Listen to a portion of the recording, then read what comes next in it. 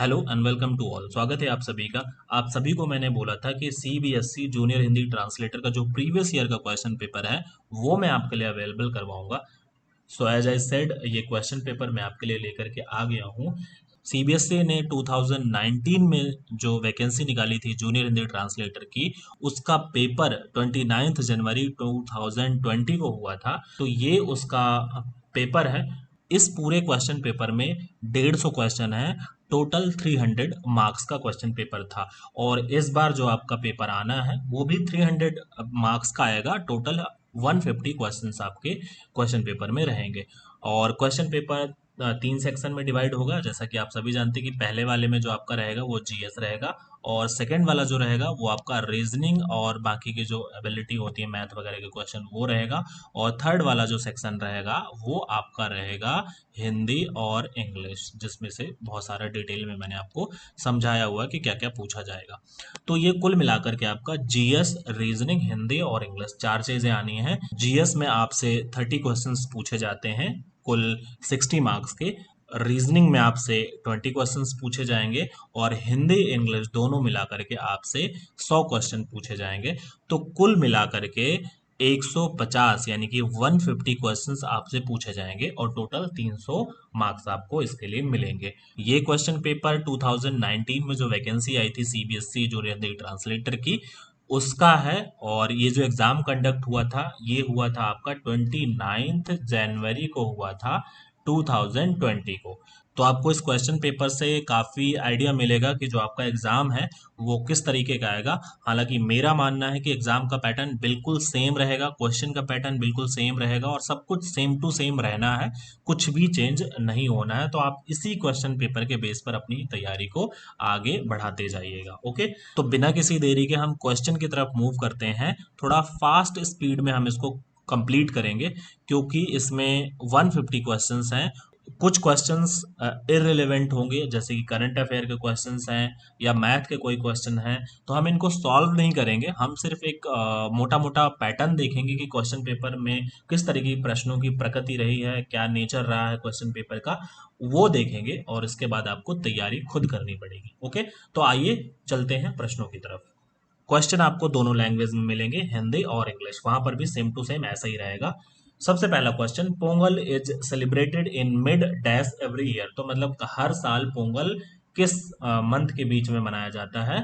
तो आपका जो राइट आंसर हो जाएगा वो क्या हो जाएगा? जनवरी। जनवरी के मिड में जो है पोंगल मनाया जाता है। ओके, तो बहुत आसान आसान क्वेश्चन है, बहुत टफ नहीं है। इस तरह के क्वेश्चन है, यानी कि आप देखेंगे कि एक त्योहारों से ये क्वेश्चन पूछा गया है।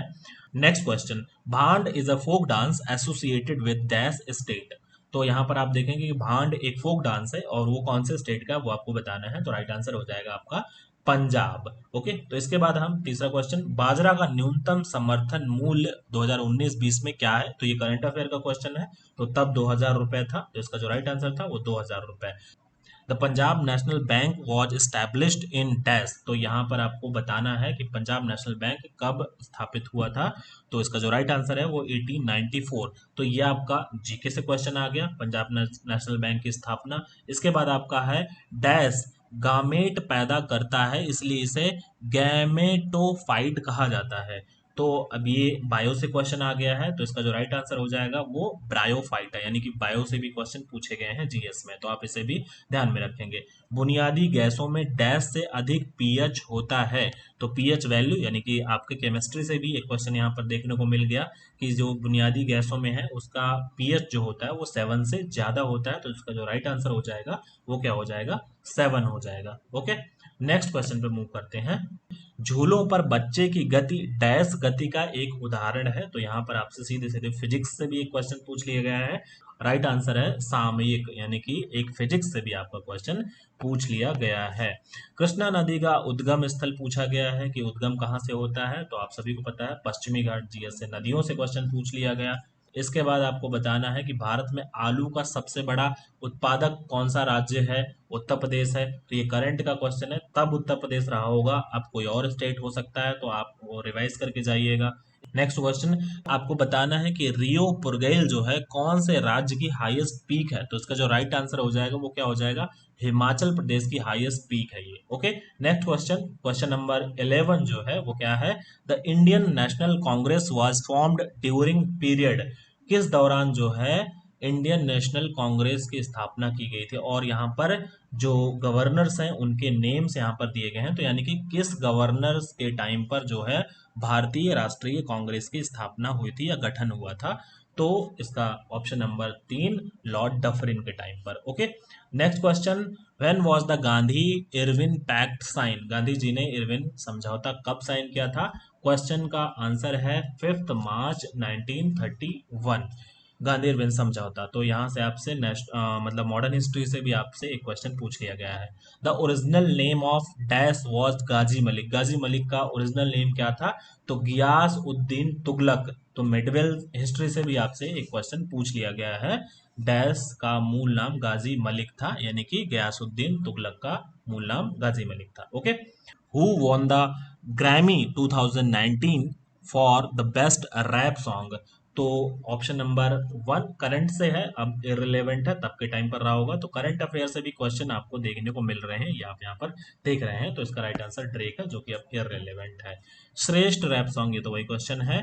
इसके बाद flood of fire is written by, ये बुक का नाम है, तो किसने लिखा है। तो हो सकता है उस टाइम पर करंट अफेयर का ये पार्ट जो बुक बहुत फेमस रही हो। तो flood of fire Amitabh Ghosh ने लिखी है।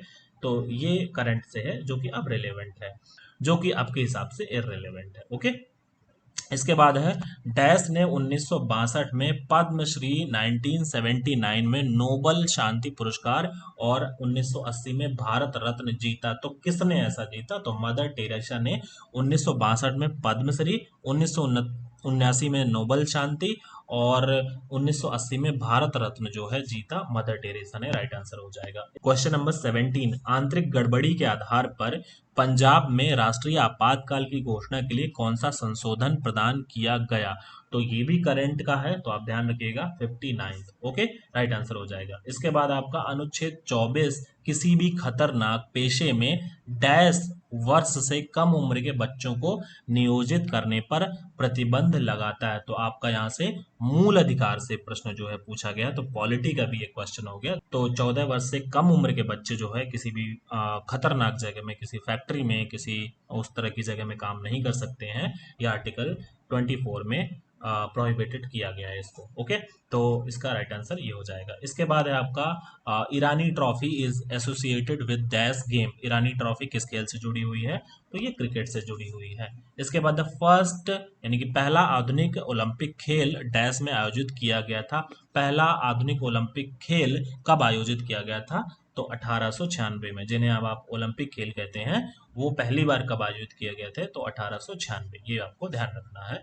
ये तो हमेशा के लिए रिलेवेंट क्वेश्चन है।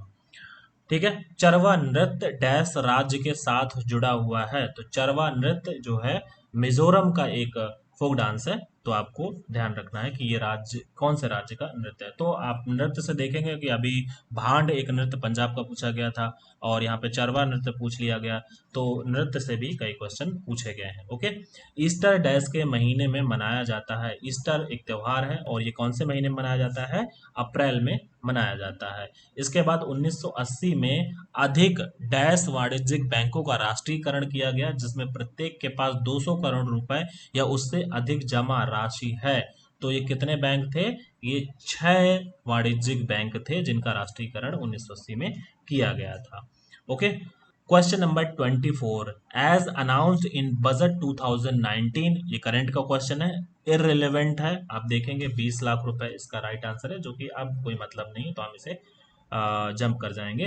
Question number 25, the chemical name of quicklime is dash. तो ये केमिस्ट्री का क्वेश्चन है, तो कैल्शियम ऑक्साइड इसका राइट आंसर है। तो आपको ये सब सारी चीजें पढ़नी है। Who is the author of the book we are displaced, my journey and stories from refugees girl around the world. तो ये मलाला यूसुफजई, इनको आपको पता है शांति के लिए नोबेल पुरस्कार भी मिल चुका है।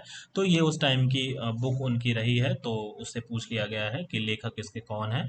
तो ये आप ध्यान रखिएगा, ये इस तरह के बुक्स वगैरह से क्वेश्चंस पूछे जाए गए हैं, और इस बार भी पूछे जा सकते हैं। फिर से एक पॉलिटी से क्वेश्चन आ गया है। क्वेश्चन नंबर 27, संविधान संशोधन 126वां विधेयक जिससे दिसंबर 2019 में संसद द्वारा पारित किया गया था, अनुसूचित जाति तथा अनुसूचित जनजाति समुदाय के लिए विधानमंडलों में अगले डैश वर्षों तक आरक्षण कोटा को विस्तारित करने का प्रावधान करता है, और ये है 10 वर्षों के लिए आरक्षण कोटा। तो ये उस टाइम पर करंट का क्वेश्चन है, तो आप ध्यान रखिएगा इसको भी। इसके बाद निम्न में से किस एथलीट ने एशियाई खेलों में पुरुषों वर्ग में ट्रिपल जंप प्रतिस्पर्धा में भारत के लिए 48 वर्ष के अंतराल के बाद स्वर्ण पदक जीता? ये भी करंट का क्वेश्चन है। अरपिंदर सिंह ने जीता था उस टाइम पर, सितंबर 2019 में। ये भी करंट का क्वेश्चन है। किसे सर्वसम्मत से दादा साहेब फाल्के पुरस्कार के लिए चुना गया है? तो अमिताभ बच्चन को चुना गया था। तो उस टाइम पर ये रिलेवेंट था, लेकिन अब रिलेवेंट नहीं है। What was the date of counting of votes of general election 2019? तो अब तो चुनाव 2024 का आ गया है, लेकिन पिछली बार 2024 से पहले जो चुनाव हुए थे 2019 में, उसकी जो काउंटिंग की डेट थी वोट की, वो क्या थी? और इस बार जो काउंटिंग की डेट है वो अब क्या है? आपको पता है कि 4 जून को इस बार काउंटिंग की डेट रखी गई है। आम चुनाव 2019 की मतगणना पिछली बार 23 मई 2019 को हुई थी। ओके, तो ये कुल मिलाकर के जीएस के 30 क्वेश्चन आपसे पूछे गए हैं। तो इस बार भी 30 क्वेश्चन पूछे जाएंगे, जो कुल मिलाकर के 60 मार्क्स के होंगे। तो आपको बहुत अच्छे से जीएस भी रेडी करके जाना है। और आप जैसे कि देखा आपने, फोक डांस से क्वेश्चन पूछे गए 2, करंट अफेयर्स से भी कई क्वेश्चन पूछे गए, आप लोग काउंट कर लीजिएगा, मैं काउंटिंग भूल गया। इसके बाद पॉलिटी से भी 3-4 क्वेश्चन देखने को मिले हैं। मिडवेल से 1 या 2 क्वेश्चन देखने को मिले हैं, मॉडर्न से भी देखने को मिला है, और ज़्यादातर करंट अफेयर से देखने को मिला। तो सबका वेटेज 5, 2, 3 ऐसे रहा है, तो करंट अफेयर ज़्यादा रहा है। तो आप लोग ध्यान रखिएगा कि कहाँ कहाँ से प्रश्न पूछे जा रहे हैं और कहाँ कहाँ से आपको रेडी करके जाना है। केमिस्ट्री से भी 2 या 3 क्वेश्चन ऐसे मुझे देखने को मिले, फिजिक्स से भी 1, और बायो से भी 1 या 2 क्वेश्चन देखने को मिले हैं। इसके बाद रीजनिंग का आप देखेंगे कि किस तरीके से क्वेश्चन की जो प्रकृति रही है, जो नेचर रहा है, वो कैसा रहा है, आप यहाँ पर आप देख लीजिए। देखो यहाँ पर कुल मिलाकर के एक सीक्वेंस दिया हुआ है लेटर्स का, और आपको ये बताना है कि डिक्शनरी के अकॉर्डिंग कौन सा लेटर जो है पहले आएगा, और फिर उन हिसाब से इनको जो है अरेंज करना है। आप समझ रहे हो ना? Arrange the given word in the sequence in which they occur in the dictionary, मतलब डिक्शनरी में सबसे पहले कौन आएगा, उस हिसाब से इनको क्या करना है, ऑर्गेनाइज करना है। तो आप ये सब प्रैक्टिस कीजिएगा, क्योंकि मैं यहाँ पे सॉल्व कराऊंगा तो बहुत टाइम लगेगा। टी टी तो सारे कट गए, आई आई कट गए। फिर इसमें देख लीजिएगा कि एबीसीडी में एफ पहले आता है, तो तीसरा नंबर पहले आएगा, और इन तीनों में आप इन सब में देख रहे हो कि इसमें 3 पहले आ रहा है, इसमें 3, तो ये 2 तो कट गए। और फिर इसके बाद कौन सा चौथा लेटर देखिएगा, तो चौथे लेटर में आप देखेंगे कि फिर से एफ पहले आ रहा है, इसमें देखेंगे कि ई पहले आता है, तो 1 आएगा, यानी कि 3 के बाद 1 आ रहा है, तो 3 के बाद इसमें आ रहा है, तो इसलिए ये वाला राइट हो गया। तो इस तरीके से आप इनको खुद घर में सॉल्व कीजिएगा रीजनिंग, ठीक है? क्योंकि यहाँ पर सॉल्व कराऊंगा तो बहुत टाइम लग जाएगा। इसके बाद नेक्स्ट क्वेश्चन है कि कंप्लीट द फॉलोइंग सीरीज। इस सीरीज को कंप्लीट करना है आपको, है ना, कि कोई ना कोई एक इसमें क्लू दिया रहेगा आपको, इसको कंप्लीट करना। जैसे O2S दिया हुआ है, तो O15 है, और 2 दिया हुआ है, और यहाँ पर S दिया हुआ है, तो 2 से 5 हो रहा है, यहाँ से देखेगा +3 हो रहा है, यहाँ पर +4 हो रहा है, तो अगले वाले में +5 होना चाहिए। तो बीच वाले में आपको ये पता कि 9 और 5 कितना हो गया, 14 हो गया, तो बीच में 14 आना चाहिए। तो ये दोनों तो कट गए, ये वाला और ये वाले में कंपटीशन है। इसके बाद आप देखेंगे कि ओ के बाद क्या आ रहा है, पी और क्यू, तो और आर, तो ओ से 3+ इधर हो रहा है, तो आर हो रहा है, आर से 3+ हो रहा है, आर होता है 18, और यू होता है आपका STU, तो 21, तो 18 3 21, तो 18 और 3 21 हो रहा है। तो ऐसे इसमें भी ये क्या हो जाएगा, ये 3 से, तो 21 3 क्या हो जाता है आपका 24, और 24 होता है एक्स आपका, तो ये वाला इसका राइट आंसर हो जाएगा। तो इस तरीके से आपको रीजनिंग में भी आपको ध्यान देना पड़ेगा, क्योंकि 20 प्रश्नों का सवाल है। ठीक है, तो ये तो वही था। इसके बाद है आपका हिंदी से पढ़ लेते हैं। उस विकल्प का चयन करो जो तीसरे पद से उसी प्रकार संबंधित है जिस प्रकार दूसरा पद पहले से। तो वही है, रिलेशन आपको फाइंड करना है कि यहाँ से ये आया, यहाँ से ये आया, यहाँ से ये आया, तो यहाँ से क्या आएगा। तो देख लीजिएगा अपने हिसाब से, अब खुद ही आपको सॉल्व करना पड़ेगा कितना बढ़ रहा है, कैसे क्या। वही है, 3+ हो रहा है मेरे हिसाब से, देख लीजिएगा। ओके, तो सीरीज वाला आया, और इसके बाद एक निश्चित कोड भाषा में। तो ये वाला भी ध्यान रखना कि तीनों को आपको पहले लिखना होता है, इसको भी लिखेंगे, इसको भी लिखेंगे, इसको भी और इसको भी, और इन सबको लिख करके आपको करना होता है कि इसका क्या मतलब है, कोड किया जाता है। यानी कि टी इज कोल्ड, तो मी से मी रे, तो ये लिखा गया। और इसके बाद देखो कोल्ड बट टेस्टी, तो कोल्ड बट टेस्टी, अब दो बार कोल्ड आ गया है यहाँ पर। अब देखेंगे कि इसमें दोनों में क्या कॉमन है, तो जे रे ली, तो यहाँ पर आप देखेंगे रे दोनों में कॉमन हो रहा है, इसका मतलब कोल्ड के लिए रे यूज किया गया है। कोल्ड के लिए क्या यूज किया गया है, रे यूज किया गया है। फिर नेक्स्ट वाले सेंटेंस में देखेंगे कि लिखा गया है टेस्टी डिश, और टेस्टी डिश को लिखा गया है जे के, तो वहां पर आप देखेंगे टेस्टी, और इसमें भी टेस्टी आ रहा है, और इन दोनों में आ रहा है जे और जे, तो जे और जे के लिए यूज किया गया है टेस्टी, तो टेस्टी के लिए जे यूज किया गया है। अब बचा आपका क्या बच जाता है, यहाँ पर आप देखेंगे पूछा गया बट के लिए पूछा गया, और यहाँ पर ये बट है, तो बट के लिए आप देखेंगे ये दोनों तो बुक हो गए, जे और रे, तो बचा ले, तो ले आपका करेक्ट हो गया। तो इस तरीके से आपको ये भी सॉल्व करना पड़ेगा। इसके बाद आपसे पूछा है कि वही है रिलेशन, लकड़ी कुर्सी का मतलब अलग है एक, है ना। चमड़े से बेल्ट बनता है, लकड़ी से कुर्सी बनती है, चांदी से आभूषण बनता है, परिधान से कपड़ा नहीं बनता, परिधान से कपड़ा ही तो ड्रेसेस बनती है। तो देख लीजिएगा अपना उस हिसाब से। और इसके बाद है मनोज हरमन से लंबा है लेकिन राकेश जितना लंबा नहीं है, किशोर दक्ष से लंबा है लेकिन हरमन से छोटा है, इन सब में सबसे छोटा कौन है। अब देख लीजिएगा, मनोज हरमन से लंबा है, ये मनोज है, और ये हरमन है, मनोज तो लंबा है। फिर इसके बाद राकेश जितना लंबा नहीं है, तो ये मनोज है, मनोज, ये हरमन है, लेकिन राकेश जितना लंबा नहीं है। तो अब देख लीजिएगा, राकेश बनाइएगा, फिर किशोर बनाइएगा, और सबकी लाइनें बनाइएगा, और जो सबसे बड़ी, तो देख लीजिए कौन छोटा कौन बड़ा, ये ऐसे सॉल्व करते हैं। यदि ए परसेंट बी का अर्थ ए बी का पिता है, ए प्लस बी का अर्थ है ए बी का भाई है, और ए स्टार बी का अर्थ है ए बी की बहन है, तो निम्न में से किसका अर्थ है एक्स जेड का चाचा है।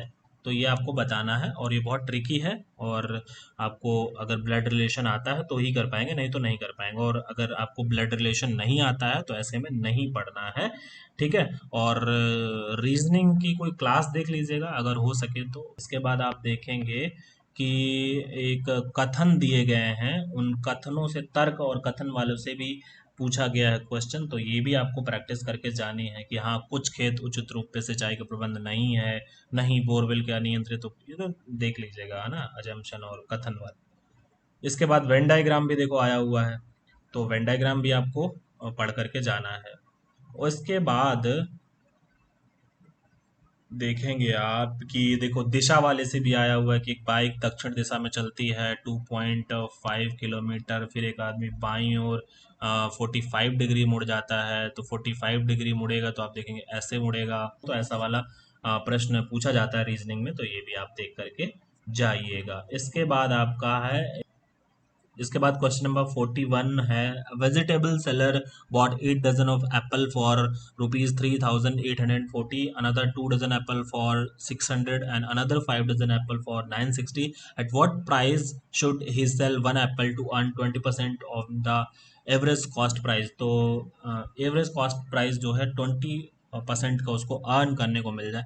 तो ये मैथ का क्वेश्चन है, प्रॉफिट एंड लॉस से आपको पूछा गया है। इसके बाद आप देखेंगे कि question number 42, two workers X and Y are paid a total of ₹6,000 by their employer. तो ये मैथ का क्वेश्चन अगेन आपसे आ गया है ना, वर्क एंड लेबर चार्ज जो होता है वो क्वेश्चन आते थे एसएससी में, आपने देखे होंगे, तो ये वहां से पूछ लिया गया है।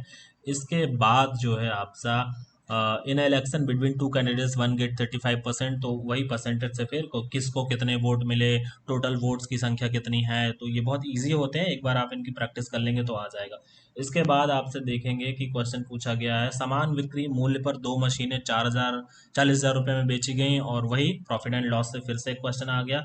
इसके बाद आपका नेक्स्ट है 120 लीटर के मिश्रण, मिश्रण वाले से भी देखो क्वेश्चन पूछा गया है, 2.1 के अनुपात में है, 1.2 हो तो उनमें से कितना और पानी डाला जाए, तो ये आसान होते हैं, इनकी ट्रिक होती है, आप देख लीजिएगा, आपसे क्वेश्चन बन जाएगा। ठीक है, इसके बाद आप देखो यहाँ पर एक ट्यूशन स्थान को भौतिकी, रसायन विज्ञान, गणित पढ़ाने में महारत हासिल है। प्रत्येक विषय में छात्रों को क्रमशः 8, 9, 10 के अनुपात में ट्यूशन के स्थान में छात्रों को समायोजित करने के विस्तार करने की कोशिश की जा रही है। भौतिकी में छात्रों की क्षमता 50%, रसायन में 40% वृद्धि हुई है। गणित में अब समायोजित किए जा सकने वाले छात्रों की संख्या 700 है। ट्यूशन के स्थान पर उपलब्ध कुल क्षमता को ज्ञात कीजिए। तो आप इसको पढ़ लीजिएगा और आपको खुद से सॉल्व करना है। Question number 47, what is the effective rate of interest when the interest rate is compounded every 4 month and the nominal rate of interest is 60% per annum। तो परसेंटेज से आपसे क्वेश्चन पूछा गया है। Question number 48. Two cars start moving towards each other when they are 15 kilometer apart. The first car moving on the speed 20 and second was 30. After how much time do they meet? वही double speed हो जाएगी क्योंकि एक दूसरे की तरफ आ रही है। तो ये वाला भी आप देख लीजिएगा, इसका राइट आंसर 5 मिनट है ना। दो कार एक दूसरे की तरफ आती रहती हैं। तो वही ट्रेन वाले जो सवाल होते हैं, कार वाले, ये आप देख लीजिएगा। Okay, question number 49। एक आदमी यात्रा पर निकलता है, वह कुल 24 घंटे यात्रा करता है। उसका आधा हिस्सा 30 किलोमीटर की गति से साइकिल से और दूसरा 90 किलोमीटर गति से कार से। तो उसके द्वारा तय की गई कुल दूरी बतानी है। तो ये आप निकाल लीजिए कैलकुलेट करके, 1080 किलोमीटर हो जाएगा। इसके बाद ए और बी मिलकर 60 दिनों में, यानी कि वर्क लेबर वाला वही है ना, कि कितने दिनों में मिलकर पूरा करेंगे। तो वही आप देख लीजिएगा, इसको भी आपको टाइम एंड वर्क वाला क्वेश्चन है, तो ये भी आपको देखना पड़ेगा। तो कुल मिलाकर के यहाँ से 20 क्वेश्चन पूछे गए थे। तो 30 और 20 मिलाकर के कुल 50 प्रश्न हो गए। 20 क्वेश्चन मैथ से पूछे गए। तो आप देखेंगे कि रीजनिंग में भी तो बहुत इजी है और मैथ में भी बहुत इजी है। इनकी आप छोटी छोटी ट्रिक सीख लीजिएगा कि कैसे निकालना है। कुछ एक स्पेसिफिक क्वेश्चंस को बार बार रिपीट करके लगा के देख लीजिएगा। आसान है, इतना मुश्किल नहीं है। ठीक है, जैसे कि ये वाले सारे क्वेश्चन आसान ही मुझे लगते हैं। अगर आप पेन लेके बैठोगे तो आपको आसानी से बन जाएंगे ये क्वेश्चन, अगर आपकी मैथ थोड़ा बहुत ठीक रही है तो।